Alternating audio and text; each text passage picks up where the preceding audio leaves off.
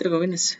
Viendo un poquito de lo que es el código tributario, que es el código que ustedes pues han ido resumiendo y por lógica han analizado, ¿verdad? Sabemos a qué se refiere con el mismo. En este caso tenemos el código tributario, que sería el decreto número 6-91 del Congreso de la República, ¿verdad? Que nos menciona acá el de considerando, dice que la Constitución Política de la República de Guatemala regula el principio de legalidad en materia tributaria, con el objeto de evitar arbitrariedades y abusos de poder y normar adecuadamente las relaciones entre el fisco y los contribuyentes. Se sabe que los contribuyentes pues son esas personas o entes quienes pagan el impuesto, ¿verdad? Y por consiguiente tienen una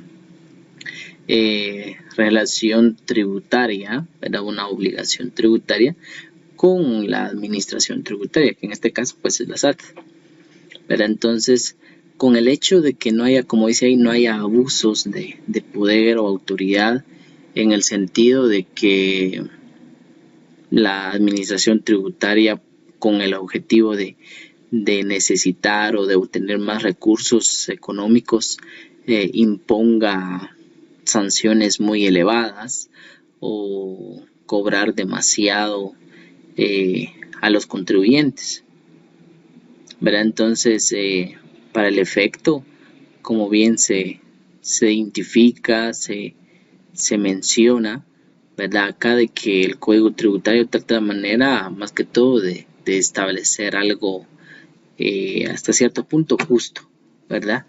Entonces, justo en el sentido de cobrar el tributo o impuesto que se ha establecido en las diferentes leyes, ¿sí? Entonces, esa es una de las, como que, de las formas o de las razones por las cuales es que existe el código tributario. Posteriormente también nos dice que consideran que de conformidad con el artículo 239 de la Constitución Política de la República, es potestad exclusiva del Congreso de la República determinar las bases de recaudación de los tributos y lo relativo a la fijación de la base imponible y el tipo impositivo. Entonces nos da este parámetro según la Constitución.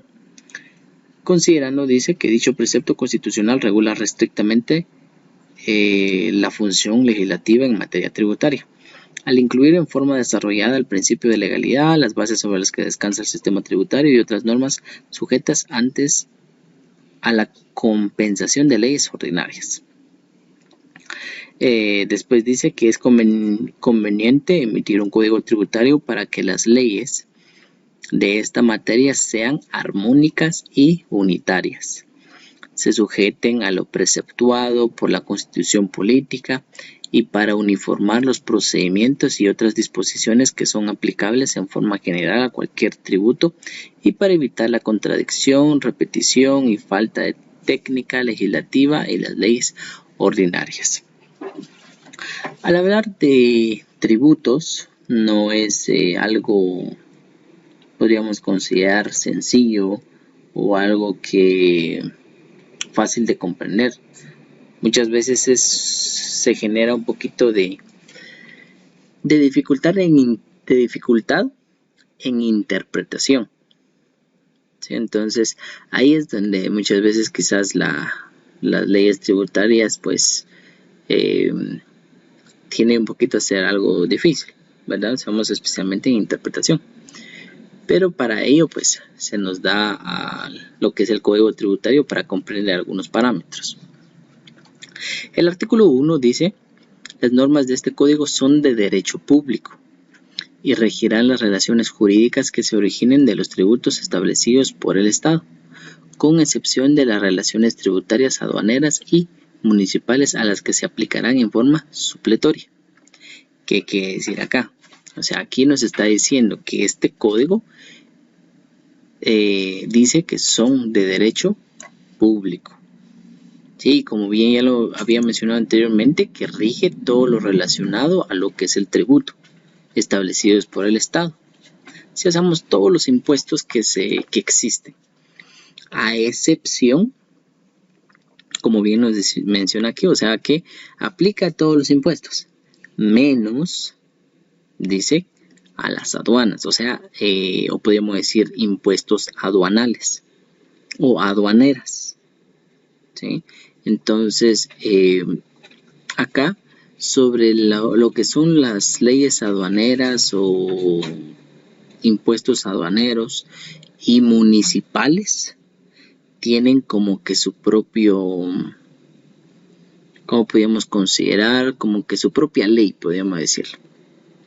Tiene sus propios preceptos, reglamentos, ¿verdad?, que van a regular lo referente a aduanas y lo referente a municipales, ¿verdad?, o municipalidades.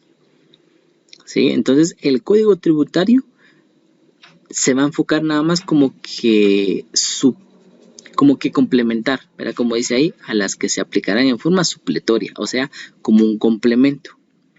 Dice, también se aplicarán supletoriamente a toda relación jurídica tributaria, incluyendo los que provengan de obligaciones establecidas a favor de entidades descentralizadas o autónomas o de personas de derecho público no estatales, ¿verdad? Entonces, se enfoca más que todo en todo lo relacionado al ámbito tributario, que en algunas pues va a ser de forma general, podemos decir, y algunas de forma supletoria, ¿sí?, o complementaria.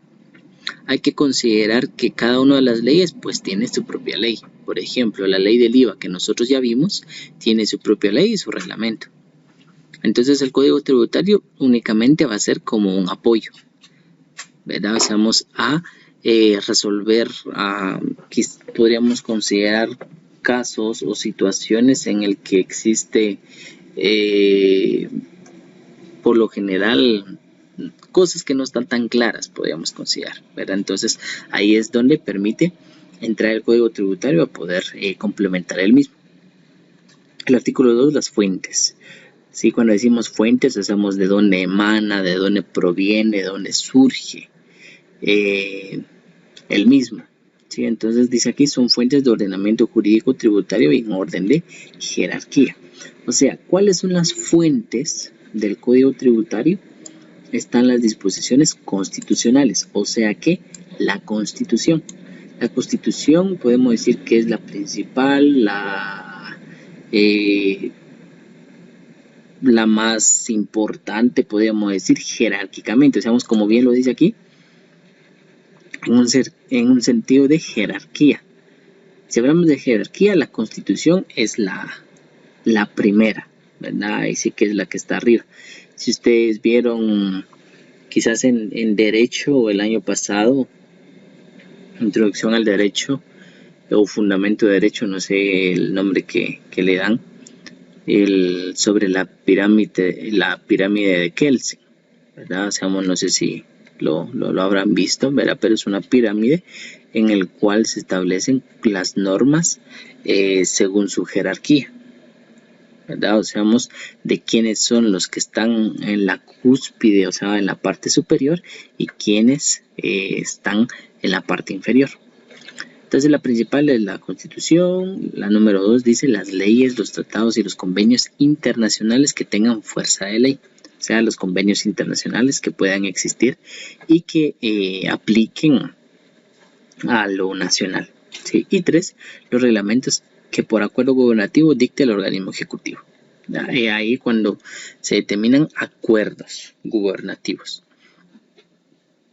Por eso nos dice acá que son las 3 fuentes, ¿sí?, del ordenamiento jurídico: la Constitución, las leyes y los acuerdos gubernativos.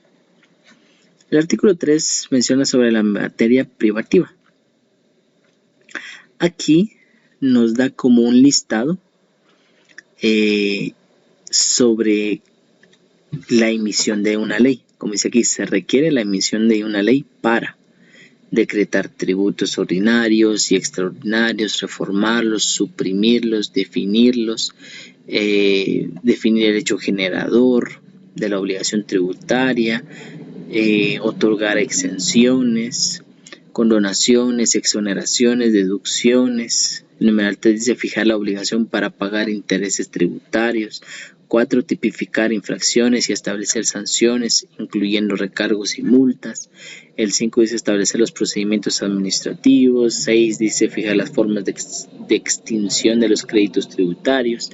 El 7 dice modificar las normas relativas a la prescripción. El 8 dice establecer referencias y garantías para el cumplimiento de las obligaciones tributarias. Y después dice, son nulas ipso iure las disposiciones jerárquicamente inferiores a la ley, que contradigan o tergiversen las normas contenidas en la Constitución Política de la República de Guatemala, en este código y en las demás leyes tributarias. ¿Qué quiere decir entonces? Acá, cuando se emite una ley, o para poder crear una ley, ¿verdad? Debe de identificar qué es lo que está pasando con esa ley. 1. Si es una ley nueva, o se está reformando, o se está eliminando, ¿verdad? O se está cambiando, en fin, es decir, que se establece qué es lo que está pasando con eso. Sí, aparte de ello, también la ley tiene que identificar sobre qué es lo que se va a pagar el impuesto.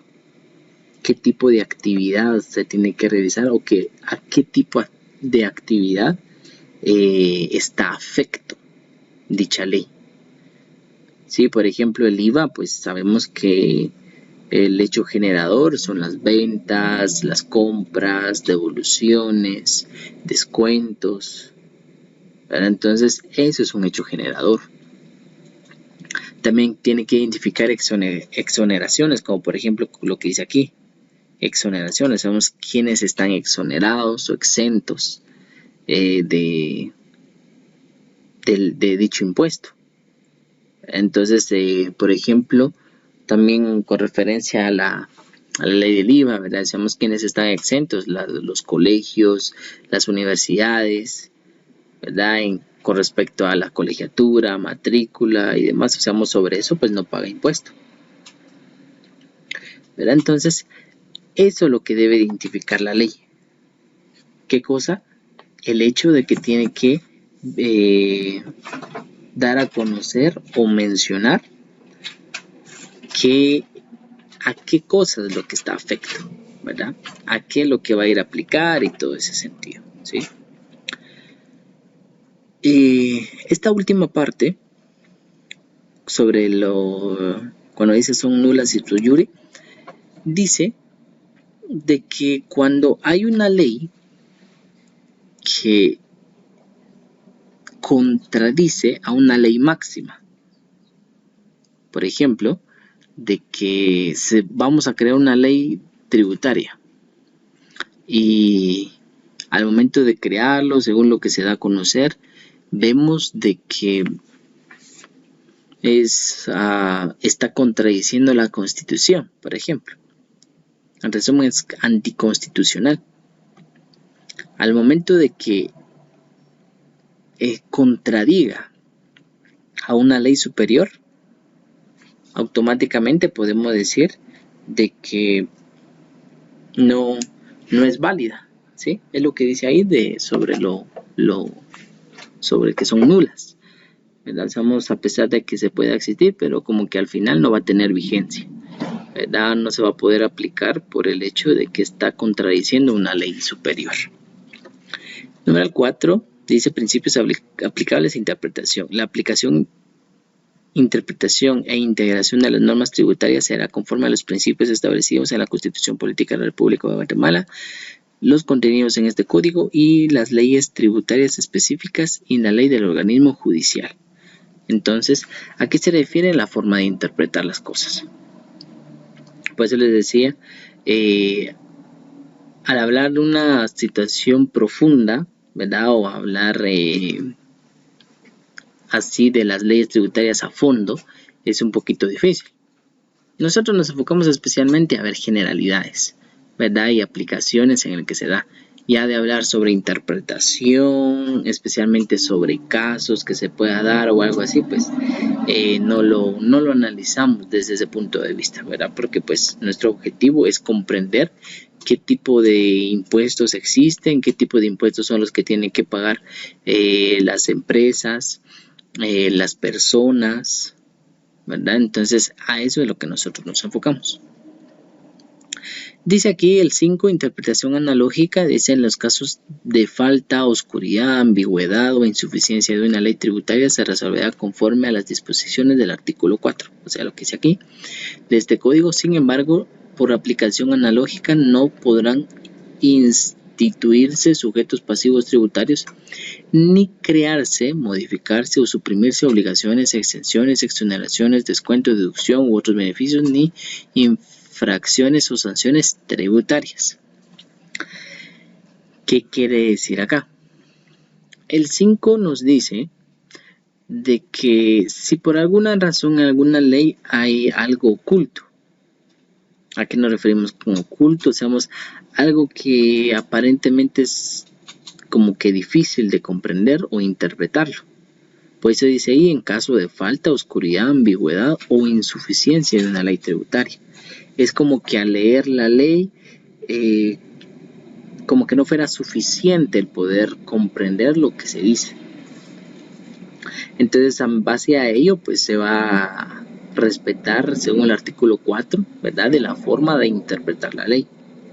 Pero, al momento de hacer eso, de poder o tratar la manera de interpretar la ley, nos dice aquí que no se puede crear otros sujetos pasivos. O sea, cuando dice aquí sujetos pasivos tributarios, es como que crear la obligación a personas que quizás no lo dice directamente la ley, ¿verdad? O sea, pero el punto acá es no se puede o no se permite el crear obligaciones para otras personas que quizás no lo menciona la misma ley, ¿verdad? 1, no crear obligación para personas que no diga la ley. 2, ya sea modificar o derogar, ¿verdad? O quitarle como que esa obligación a alguna persona que sí se menciona que tendría que pagar el impuesto, ¿verdad? Entonces es lo que nos dice aquí, ¿verdad? De que no podrán instituirse sujetos pasivos tributarios, ni crearse, modificarse, suprimir obligaciones, exenciones y demás, ¿verdad? No se puede hacer eso, porque obviamente la ley tiene que identificar quiénes son los que están exentos, exonerados y demás, ¿verdad? Entonces, para identificar eso y que se pueda manejar más que todo el pago justo de lo que es el impuesto. Artículo 6 dice conflicto de leyes. En caso de conflicto entre leyes tributarias y las de cualquier otra índole, predominarán en su orden las normas de este código o las leyes tributarias relativas a la materia específica de que se trate. ¿Qué quiere decir? De que cuando hay conflictos entre leyes, cuando hay como que algún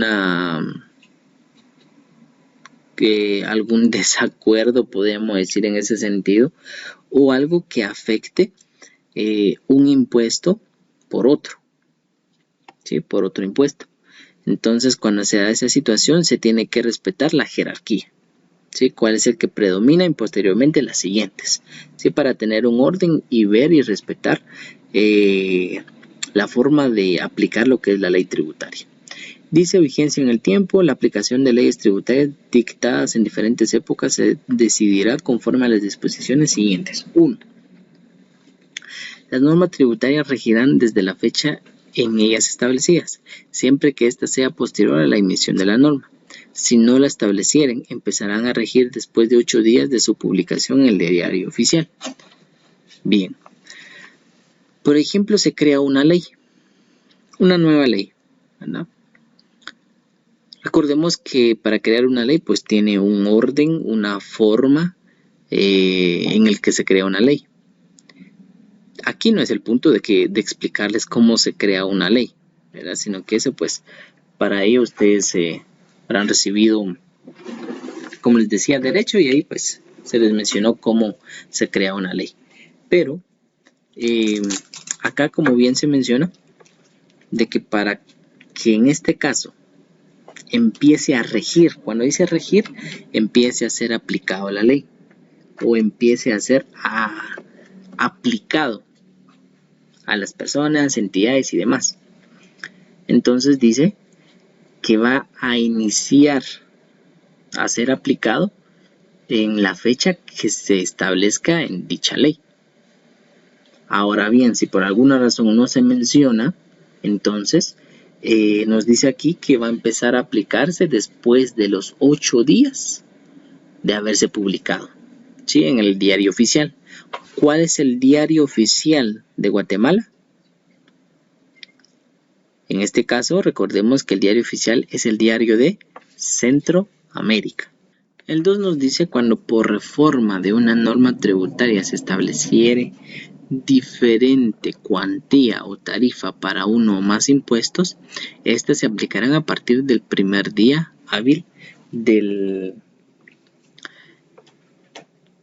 siguiente periodo impositivo, con el objeto de evitar duplicidad de declaraciones del contribuyente. ¿Qué significa acá? De que cuando se hace una reforma, o sea, algún cambio a la ley, y con respecto a esa reforma se haya cambiado el valor, o sea, una cantidad o un porcentaje, ¿verdad? Cuando dice ahí una tarifa, o sea, un porcentaje, ello se va a aplicar como dice ahí, al primer día hábil del siguiente periodo impositivo. ¿A qué se refiere con ello? Por ejemplo, cada una de las leyes tiene un periodo impositivo. ¿Sí? Cuando decimos periodo impositivo, usamos el tiempo en el que se aplica el impuesto y el momento en el que se paga. Por ejemplo, la ley del IVA, recordemos que el periodo impositivo es mensual, ¿verdad? Se recuerdan que eso es mensual. ¿Qué significa eso? Que cada mes se paga el impuesto. Entonces, por ejemplo, va solo para comprender un poquito. Sabemos que el IVA es el 12%. Va mes tras mes, según las compras y ventas, regularización, descuentos y demás, pues se aplica un 12%. Bueno, si hablamos del régimen general, ¿verdad? Un 12% y nada más. ¿Verdad? Entonces, si eso es mes tras mes y mes tras mes, va. Imaginémonos, solo como una observación, que se hace una reforma a la ley del IVA y que se cambia de un 12 a un 15%, por ejemplo, a un 15%. Y da la situación que hacen esa publicación a mediados del mes de... Vamos a ver, a mediados del mes de abril, por ejemplo, a mediados del mes de abril. Cuando se hace esa publicación no significa que automáticamente se empiece a regir o que sea 8 días, ¿verdad? Y ya en ese momento se inicia. No, sino que en este caso cuando ya se da a conocer que se da un cambio, entonces se tiene que esperar al día hábil del periodo impositivo, o sea que en este caso sería el 1 de mayo, ¿verdad? Porque ese sería el día hábil del siguiente periodo impositivo. Es como que todo el mes de abril se va a aplicar un 12, un 12, un 12, ¿verdad? Termina todo ese mes, entonces ya iniciamos el mes de mayo con el cambio, ¿sí? Entonces a esa parte se refiere. El 3, cuando dice en cuanto a infracciones, sanciones, dice que se aplicará según el artículo 66. El 4 dice la posición jurídica constituida bajo una ley anterior se conserva bajo el imperio de otra posterior. Las normas tributarias que modifiquen cualquier situación respecto a los supuestos contemplados en leyes anteriores no afectarán los derechos adquiridos de los contribuyentes. ¿Qué significa? Que en este caso las leyes que existían anteriormente y que le ha generado un derecho al contribuyente no le tiene, o más que todo no le tiene que quitar ese derecho en algún cambio que se pueda generar del mismo. ¿Verdad? Debe de tener ese derecho el contribuyente, porque recordemos que todo tiene que ser recíproco. ¿A qué me refiero con ello? De que en este caso siempre hay una parte de derecho y otra parte de obligación. No solamente tiene que ser obligación, sino que tiene que ser recíproco, ¿sí? Una parte de derecho y otra parte de obligación. 5. Dice las leyes concernientes a la sustanciación y ritualidad de las actuaciones ante la administración tributaria prevalecen sobre las anteriores desde el momento en el que deben empezar a regir, pero los plazos que hubiere principiado a correr y las diligencias que ya estuvieran iniciadas se regirá por la ley vigente al tiempo de su iniciación. Ok, aquí debe de haber como les mencionaba anteriormente, una forma de poder dar a conocer, ya sea una ley reformada o cambiada, ¿verdad? Ante los contribuyentes. Una ley no simplemente se crea y se obliga a que lo pague y ya, ¿verdad? Sino que tiene que tener un objetivo. No solamente estar creando las leyes. O sea, el organismo legislativo no puede estar solo creando más obligaciones y no generar un derecho, ¿verdad? Sino que tiene que establecer ese punto para que no haya complicaciones, ¿verdad? Por eso es que nos menciona aquí sobre las actuaciones ante la administración tributaria. Vamos de determinar esa relación que se tiene entre el contribuyente y la administración tributaria. Numeral 6 dice: las situaciones no previstas se regirán por lo dispuesto en la ley del organismo judicial en lo que sean aplicables. Recordemos que la ley del organismo judicial nos establece tanto los diferentes obligaciones o formas de regir algo, de aplicar algo, especialmente con referencia a lo que es las leyes, ¿verdad? Recordemos que en el organismo judicial pues están todos los abogados, leyes, ¿verdad? O mejor dicho, jueces, ¿verdad? Que tratan la manera de poder interpretar cada una de las leyes y de esa forma dictar una sentencia justa, ¿verdad? Una solución justa ante cualquier situación que se pueda generar, ¿verdad? O sea, más que todo aquí vimos con referencia a lo que es vigencia en el tiempo, o sea, en el momento en el que se va a aplicar una ley tributaria.